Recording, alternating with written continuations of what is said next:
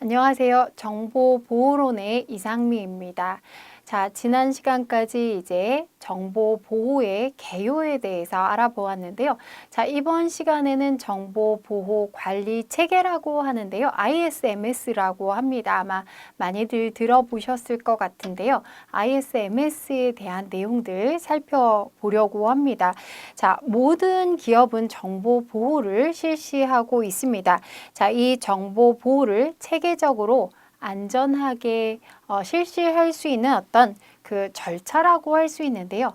자, 경영 시스템이라고 할 수 있습니다. 정보 보호의 경영 시스템이죠. 자, 이 내용에 대해서 살펴보도록 하겠습니다. 자, 정보보호 관리 체계의 정의를 내려보았습니다. 자, 이 정의 부분에 대해서 정보보호 관리 체계가 무엇이고 여기에서 무엇을 하는지에 대한 내용들 많이 출제가 된 내용입니다. 자, 한번 살펴보도록 하겠습니다. 자, 정보 자산의 기밀성, 무결성, 가용성. 자, 이거 지난번에도 설명드렸는데요. 자, 정보 보호의 3대 목표입니다. 절대 잊으시면 안 되는 내용이 되겠죠. 자, 모든 정보보호 활동은 이 정보보호 3대 목표를 실현하기 위한 것을 목적으로 하죠.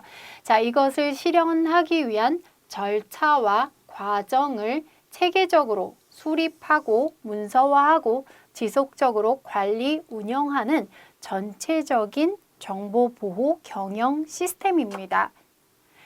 자, 조직의 적합한 정보 보호를 위해서 정책 및 조직 수립, 위험 관리, 대책 구현, 사후 관리 등의 정보 보호 관리 과정을 정리한다고 했는데요.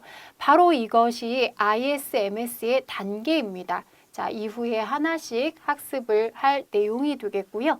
자, 이것을 통해서 구현된 여러 정보 보호 대책들이 유기적으로 통합된 체계를 갖추었는지 제3자의 인증기관을 통해서 객관적이고 독립적으로 평가해서 인증 기준에 대한 적합 여부를 보증해주는 제도인다. 자, 모든 기업들은 정보 보호에 대한 활동을 하지만 이것이 적합한지를 내부적으로 그냥 검토하는 것이 아니라 제3자의 인증기관을 통해서 객관적으로 독립적으로 이것을 확인하는 것이죠. 그래서 우리나라와 같은 경우에는 제3자의 인증기관은 키사가 되겠습니다. 한국인터넷진흥원을 통해서 인증을 받게 됩니다. 자, 그래서 이 그 정보통신망법에 이 ISMS의 인증을 받아야 되는 조직이나 기업들이 정의가 되어 있습니다. 예를 들면 정보통신망 서비스 제공자라든지 정보통신시설 사업자, 상급 종합병원, 학교 이런 기관들은 반드시 ISMS 인증을 받아야 한다고 법적으로 정해져 있습니다. 자, 여기에 이제 요즘에는 ISMS-P에 대해서 문제가 출제되기 시작했는데요. 이전에는 정보보호관리체계, 즉 ISMS와 개인정보보호관리체계라고 해서 ISMS와 개인정보보호관리체계는 ISMS-P라고 합니다. 자, 이렇게 따로 운영을 했었는데요. 자, 이것을 2018년 11월에 통합을 하게 되었습니다. 자, 통합해서 나온 것이 바로 ISMS-P가 아니라 PIMS입니다. PISMS. 잘못되었고요. PISMS가 되겠습니다. 자, 요거 두 가지를 합쳐서 ISMS-P. 자, 이런 인증 제도를 만들게 되었다는 것이죠. 그래서 ISMS-P는 정보보호 및 개인정보보호를, 자, 정보보호가 바로 ISMS, 개인정보보호가 PISMS. 자, 이것을 위해서 일련의 조치와 활동이 인증 기준에 적합함을 인터넷진흥원, 키사가 되겠죠? 또는 인증기관이 증명하는 제도이다. 자, ISMS-P의 정의에 대해서 문제가 출제된 적이 있습니다. 자, 그래서 ISMS가 무엇인지 알고 계셔야 될 것 같습니다.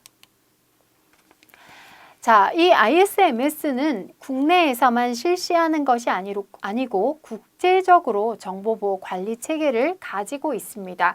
자, 국제정보보호 관리 체계 알아보겠습니다. 이 부분에서도 문제가 좀 많이 출제가 된 내용이 되겠는데요.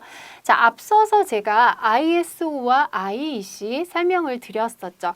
ISO라는 것은 국제표준화기구라는 것 설명을 드렸고요. IEC는 국제 전기 표준 회의를 의미합니다. 자, 이 두 기구는 국제적으로 표준화를 하는 그런 기구인데요. 어떤 공통적인 표준화를 하고 있기 때문에 합동해서 표준화를 하기 위해서 JTC1이라는 그룹을 만들었습니다. 자, 거기에 SC 다음에 이제 번호들이 붙어 있는데요. SC27은 정보 보호에 관한 활동을 하는 표준을 만드는 것입니다. 자, 정보 보호 기술에 대한 표준을 만드는 그룹이 되겠는데요. 자, 국제적인 정보 보호 관련 표준화 기구 중에서 가장 대표적인 그룹입니다. 자, 뒤에도 ISO, IEC가 반복해서 나오게 됩니다. 자, SC27은 세 개의 워킹 그룹으로 구성이 됩니다. 무엇을 연구하는지 이렇게 그룹이 나눠져 있는데요. 자, 이 부분에도 문제가 나온 적이 있습니다. 자, 카드와 퍼스널 아이덴티피케이션을 한다. 자, 개인 인증을 한다. 카드에 관련된 내용이 되겠는데요. 자, 이것은 SC27과는 관련 없는 그룹이 되겠습니다. 관련이 없다는 것이죠. 자, SC27의 워킹 그룹은 교재를 보시면 세 가지 보실 수가 있습니다. 자, 그 다음 BS7799라고 있습니다. 자, 요것은 원래 영국의 표준이었습니다. 자, 영국의 표준이었는데요. 자, 뒤에 이것이 1999년에 국제표준으로 규격이 정해졌습니다. 자, 이게 많은 표준들의 이제 기초가 되었는데요. 정보보안 경영 시스템의 개발, 수립 및 문서화에 대한 요구 사항들을 정한 국제인증 규격입니다. 자, 그 다음 ISO, IEC에도 여러 가지 표준들 교재 보시면 보실 수가 있는데요. 자, 요즘에는 ISO, IEC 27001에 대한 문제가 여러 번 출제되어서 이것을 정리해 보았습니다. ISO, IEC에서 만든 27001이라는 표준은 정보 보안 경영을 위한 표준입니다. 자, 기존의 BS7799 방금 전 설명드렸는데요. 자, 이걸 기반으로 해서 국제 표준화를 한 것이죠. 국제 표준으로 채택한 것이 바로 27001이 되겠습니다. 자, 그래서 27001에서는 11개 분야, 자, 11개 분야로 나누어져 있고, 그 다음 133개, 자, 통제 항목을 표준으로 제시하고 있습니다. 자, 요것에 대한 우리가 뭐 이런 내용들을 다 알아보기는 힘들 것 같고요. 중요한 내용들은 요약해서 다음 시간에 알아보도록 하겠습니다. 자, 여기에서 꼭 기억하셔야 될 내용이 있는데요. 자, 바로 PDCA 모델이라고 하는 것입니다. 플랜, 두, 체크, 액트 이렇게 네 가지를 기본으로 한 모델을 채택해서 ISMS를 위한 프레임워크를 구축할 수 있도록 도와준다. 자, 그러니까 ISO, IEC 7001 하면 무조건 PDCA 모델을 생각해내실 필요가 있습니다. 자, 그걸 조금 더 자세히 보도록 하겠습니다. 자, 그러니까 PDCA 모델을 묻는 문제들도 출제가 되었는데요. 뭐 아주 어려운 문제는 출제되지 않습니다. 기본적인 내용들이 출제가 되는데요. 자, P는 플랜, 즉 P라는 것은 계획을 의미하는 것이죠. 자, 정보 보호를 하기 위해서 자, 문제를 정의하고 계획을 수립하는 단계다라고 되어 있는데요. 자, 조직이 처해 있는 어떤 상황들을 이해하는 것이죠. 자, 그리고 이제 위험을 완전히 없앨 수는 없다는 거 설명을 드렸는데요. 자, 위험이 수용할 수 있는 정도는 어느 정도인가 이것을 정의하고 자, 이제 대책을 세우고 대책에 대한 계획을 세우는 것이죠. 그리고 자원들을 투입하는 그런 과정이 플랜의 과정이 되겠습니다. 자, 플랜을 모두 세웠다면 이제 실행을 해야 되겠죠. 실행의 과정입니다. 자, 정보보호 대책을 세웠다면 이것을 구현하고 운영하는 것이죠. 자, 실제로 물리적, 관리적인 정보 보호를 하는 그런 과정이 되겠고요. 자, 그 다음 세 번째 C, 체크의 과정입니다. 체크라는 것은 검증하는 과정이 되겠죠. 자, 지금 이 정보 보호 대책을 잘 실현하고 있는지를 검증하는 과정입니다. 자, 모니터링과 검토를 하는 그런 과정이 되겠습니다. 자, 그렇다면 이제 체크가 끝나면 검토가 모두 끝나게 되면 개선을 하게 되죠. 액트의 과정입니다. 액트의 과정은 개선 과정이라고 볼 수 있습니다. 자, 유지 보수를 하면서 재검토한 내용에 대해서 개선을 하는 과정이 되겠습니다. 자, 그래서 이 ISO, IEC에 대해서 PDCA 모델을 근간으로 한다는 것, PDCA의 각각의 단계는 무엇인지 반드시 이해를 하실 필요가 있습니다. 자, 그러면 정보보호관리체계 ISMS의 목적을 정리해 보도록 하겠습니다. 자, ISMS를 사용하는 목적입니다. 자, 우선 첫 번째, 정보 자산을 신뢰성을 향상한다. 정보 자산을 안전하게 유지할 수 있고 또 신뢰성을 향상하는 것을 목적으로 한다. 자, ISMS, 어떤 기업이 ISMS 인증을 받았다 라고 한다면 그 기업에 대한 어떤 정보 보호 대책들은 신뢰할 수가 있다고 볼 수가 있습니다. 자, 이런 것으로 인해서 지속적으로 어떤 신뢰성을 향상할 수 있는 계기가 된다는 것입니다. 자, 그리고 정보보호 관리에 대한 인식을 높일 수 있습니다. 제고할 수가 있습니다.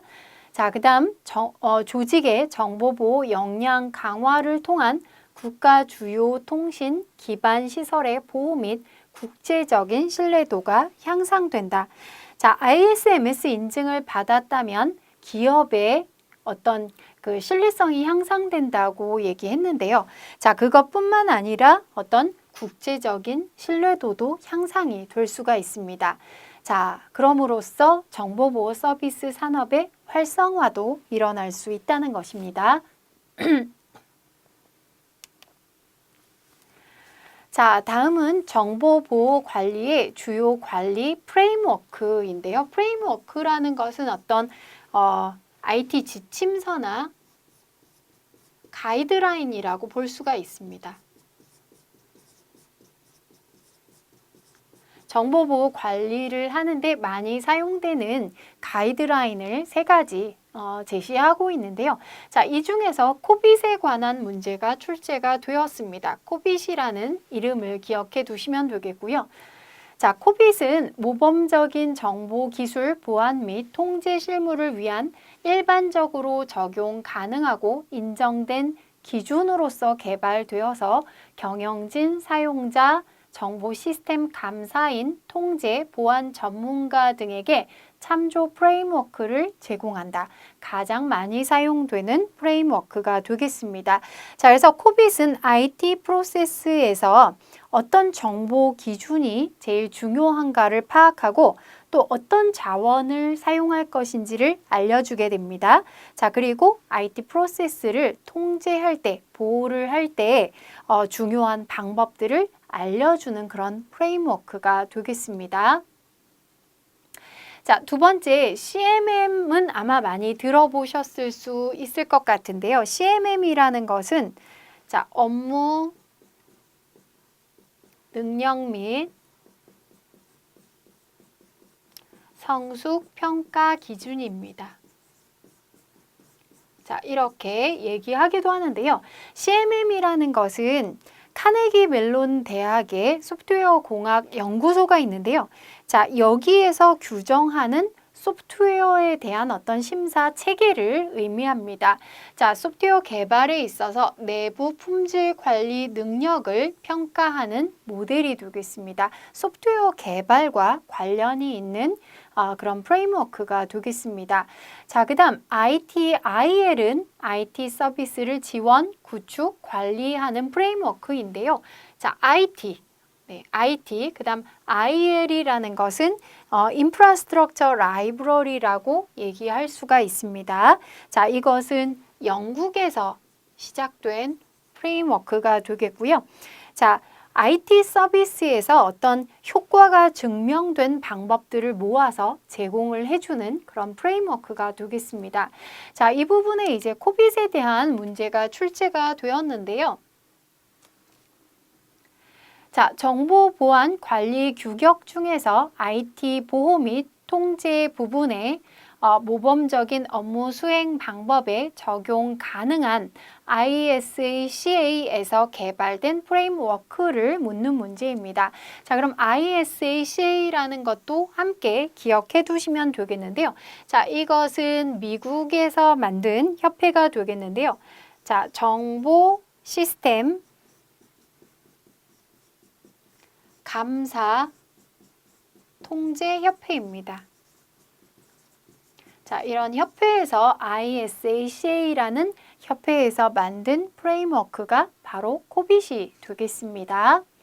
자, 이름과 내용 정도를 간단히 기억해 두시면 되겠습니다.